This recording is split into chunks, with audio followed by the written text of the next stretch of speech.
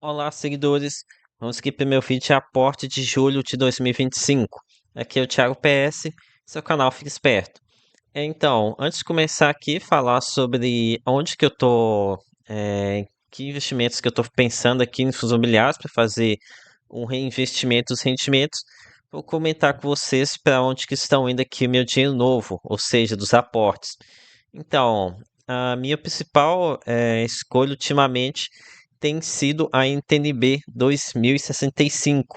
Isso aqui é um investimento bem estratégico para mim, que tem uma carteira focada em fundos de papel. Então acaba que para compensar essa minha baixa exposição a fundos de tijolos, eu fico utilizando títulos do Tesouro Direto com uma duration muito elevada, que tem uma marcação a mercado muito forte.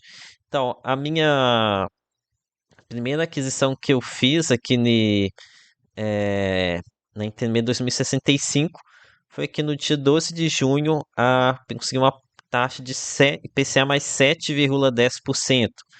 E atualmente essa taxa caiu para 6,94. Eu vou mostrar para vocês aqui a magia que é esse título com essa marcação mercado tão forte. Então, vem aqui estou no site do Tesouro Direto, tá? O preço que eu peguei lá no dia 12 foi de cada título foi a 166,31.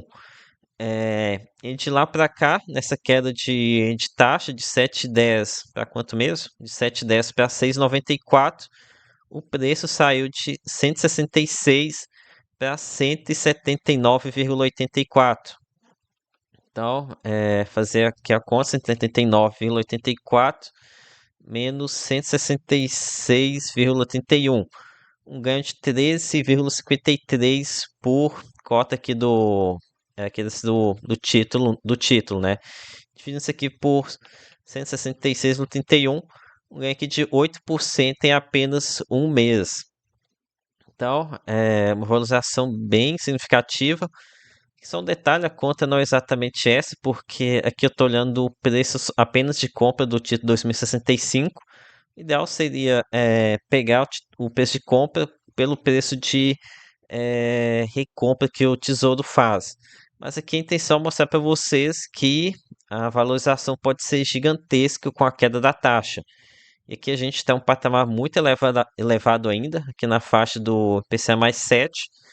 E se a gente for pegar aqui uma queda, talvez para IPCA mais 6 ou até mesmo menos, IPCA mais 5, tem muito preço para se ganhar aqui de marcação mercado com a NTNB 2065. Ok, agora sim, começando a falar sobre aqui reinvestimentos em fundos imobiliários. Pois bem, dessa vez vou começar com fundos de tijolos e depois para fundos de papel e hedge funds que estão no meu radar. Então, aqui o primeiro fundo que está aqui no meu radar é LVBI11, o fundo de logística da VBI. Vou falar aqui rapidamente porque comentei dele nesse domingo aqui no vídeo de barganhas, então para não ficar repetitivo, vou falar bem rápido por aqui. Então, nessa sexta-feira, o relatório de HGLG veio confirmando a não incorporação do fundo, né?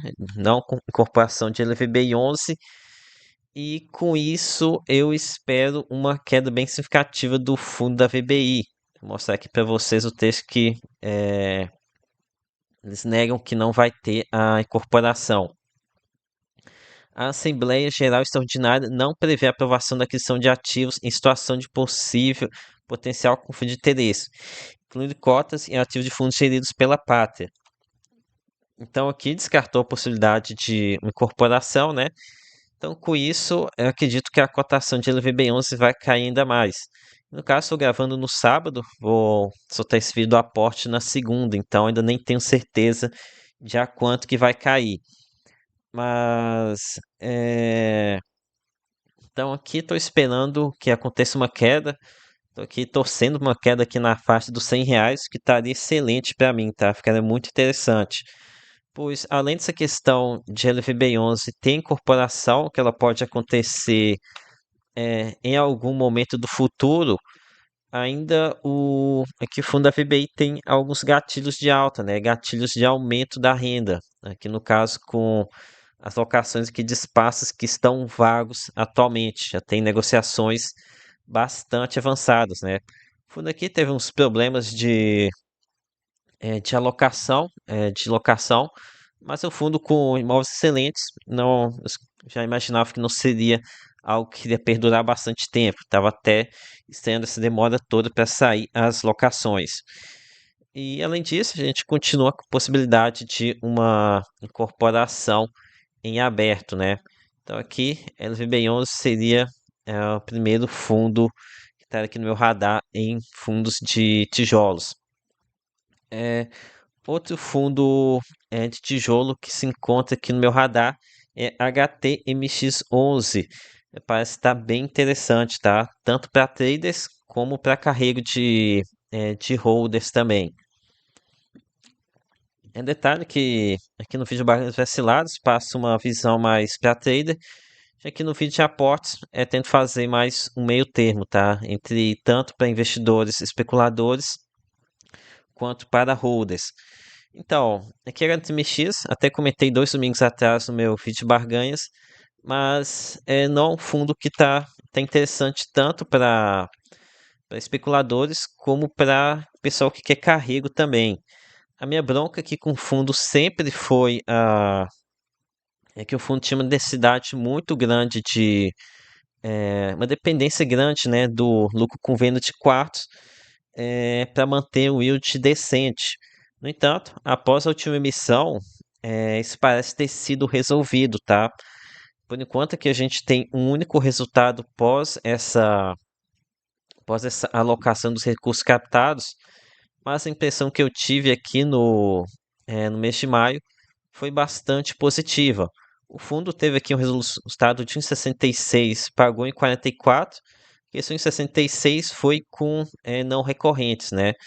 No entanto, se a gente for extrair esses fatores não recorrentes, ou seja, tirar esses dois aqui, daí é o seguinte: 1,32 mais 5 centavos de receita com renda fixa, menos 13 centavos taxa de administração. Daria 1,24 por cota. 1,24 por cota dividido pela cotação atual daria 0,86, o que está acima do que a gente observa em outros fundos de tijolos, né? Então aqui já pagando já mais próximo aqui do 0,80 mais ou menos. E detalhe que maio nem é um mês forte aqui para hotelaria corporativa, que é o foco do fundo. Mas o resultado forte mesmo vem no final do ano, né? Então, o fundo tem resultados bem fortes no final do ano, alguns resultados mais fracos em janeiro, fevereiro, março, quando tem férias, carnaval, realmente tem resultados mais fracos. Acaba que um acaba compensando o outro, né? E se a gente está com esse resultado agora aqui no primeiro semestre, imagina então no segundo semestre, né? Vai ter resultados bem fortes. Então aqui a gente está caminhando aqui para um resultado recorrente interessante. O problema é que aqui a gente tem apenas essa DRE, né? Apenas um mês aqui de amostra. O ideal seria ver mais resultados, né? Então aqui é um fundo que ainda está no meu radar inicial, tá? É que tô com meio receio, sabe? De deixar guardar para muito depois, a cotação ir lá em cima. HTMX11 é um fundo que é muito especulativo, sabe? Muitos especuladores operam ele por conta do questão do ganho de capital. É, ainda para completar, aqui o fundo ele é muito ativo, sabe? Ele entrega muito valor. Aqui a gente tem, são 780 unidades hoteleiras. Aqui tem um fundo bem pulverizado aqui em quartinhos. É que eles tiram bastante essas unidades. E aqui a gente tem uma taxa de performance de 20% sobre o lucro na venda. Dá uma taxa de performance que a gente tem interesses alinhados. O gestor ele tem interesse, né, de comprar barato e vender o melhor preço possível. Que quanto mais você fazer isso, mais ele ganha. E o cotista ganha nesse meio do caminho também, né? Então aqui é um fundo em que muito provavelmente a gente vai estar sempre tendo ganho de capital. Enfim, é um fundo bem interessante, é o tipo de fundo de tijolo que eu gosto, é um fundo de tijolo onde o gestor ele é muito ativo, né? Então aqui é um caso excelente. Ok, o próximo agora que eu vou comentar, próximo fundo de tijolo, depois vou falar aqui de fundos de papel, tá? Que no caso TEP11, fundo de lajes da Telos. Então aqui é um fundo que tá mais olhando com o sentido de especulação, tá? Que é o seguinte, o fundo ele caiu bastante aqui no mês de julho, depois do rendimento mais forte que teve no final de semestre, acabou dando recuperado aqui, mas ainda assim acredito que o fundo possa ter uma baita valorização aqui no ano de 2026. Aqui estão projetando um rendimento de 1,80 por cota aqui para o primeiro semestre do ano que vem, devido à entrada aqui de lucro com uma venda realizada, aqui acho que foi em 2025. E já fiz essa conta que outras vezes dá uma média mais ou menos de 1,20% ao mês em dividend yield aqui no fundo, tá? Então, aqui a gente teria um carrego alto, considerando aqui esse valor que no segundo semestre de 2025, primeiro semestre de 2026, com a possibilidade de bastante valorização aqui do fundo. Então, é um caso que estou vendo bem interessante. Aqui ele está projetando 74 centavos agora para o mês de julho, daria um yield de 0,90, que também é bem acima do que a gente encontra na maioria dos fundos aqui no mercado. Então, caso aqui bem interessante. Aqui a gente tem um gestor que trabalha bastante, muito ativo também, com retrofits, algo raro aqui em fundos de tijolos, né?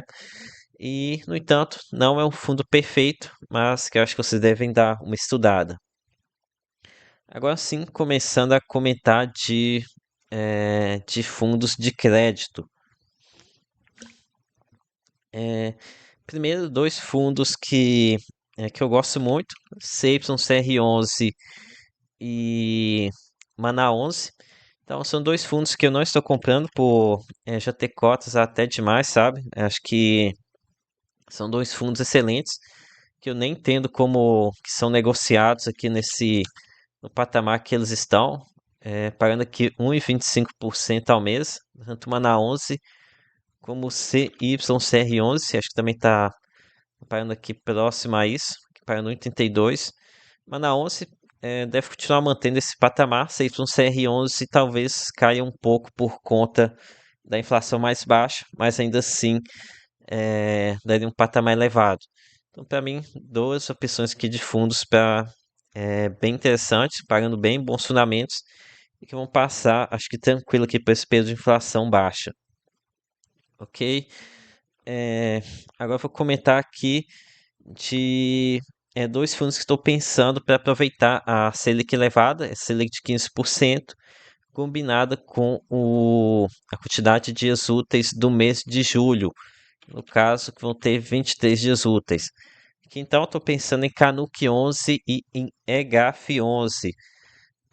Aqui provavelmente que não vão ser aportes, tá? Provavelmente eu vou ter que fazer remanejamento aqui de recurso de outros FIIs para dar entrada nesses fundos.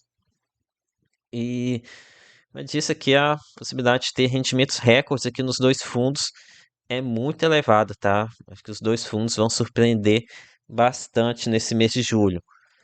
EGAF11 tem que tomar cuidado, trata-se de um fundo agro com bastante exposição a, a revendas.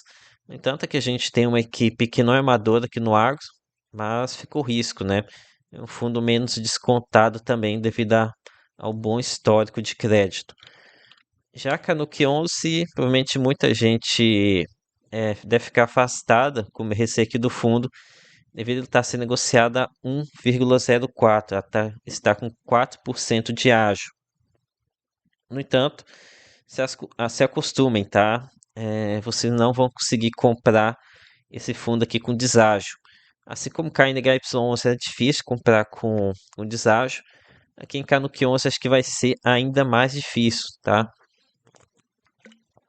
Isso porque nossas opções em fundo CDI são muito escassas. Então, acaba que o pessoal é, corre tudo aqui para Canuck11. Ok, comentando agora de um caso de especulação. Hoje em 11. Esse daqui também não seria aporte em investimento, teria que ser com um giro entre posições para me posicionar nele. Que no caso, o fundo a gente deve observar o melhor no rendimento. Ele teve aqui uma inadimplência há algum tempo atrás, ficou sem pagar rendimentos. No mês de maio pagou foi pagamento 4 centavos, em junho 8 centavos, e no mês de julho esse valor pode ser aumentar ainda mais, quem sabe talvez uns 10 centavos. E estou confiante nessa recuperação, já está com bastante reserva. A linha de corte dele é em 9,58, ele está com uma cota patrimonial em 9,77. Então aqui a gente já está com 19 centavos de reserva. Então uma reserva bem significativa, que eu acho que eles vão ter mais tranquilidade aqui para fazer um pagamento mais alto. Vou fazer um vídeo em breve, acho que vai na terça-feira de manhã, vou soltar um vídeo sobre o fundo. É um caso que pode ser bem interessante, mas que precisa ter paciência com a liquidez, tá? Deixa a desejar. E para finalizar, um outro fundo aqui que já pensando em aporte de reinvestimento, seria RBRY11, que é um fundo que pouco comentado pelo mercado, mas que eu gosto bastante. Eu gosto do foco dele em CRIs residenciais. Como eu já disse várias vezes, eu gosto das garantias, garantias resilientes. Conheço como é que funciona, funcionam bem. A gente já tem casos que deram errado e que a gente teve recuperação. Então, é o tipo de ativo que eu gosto. Ainda por cima, é um fundo que está com uma alta indexação ao CDI. Então, acaba que vai entregar um rendimento bem resiliente aqui para os próximos meses, né? Que no caso pagou 1,15 aqui no mês de junho, tá dando 1,23%.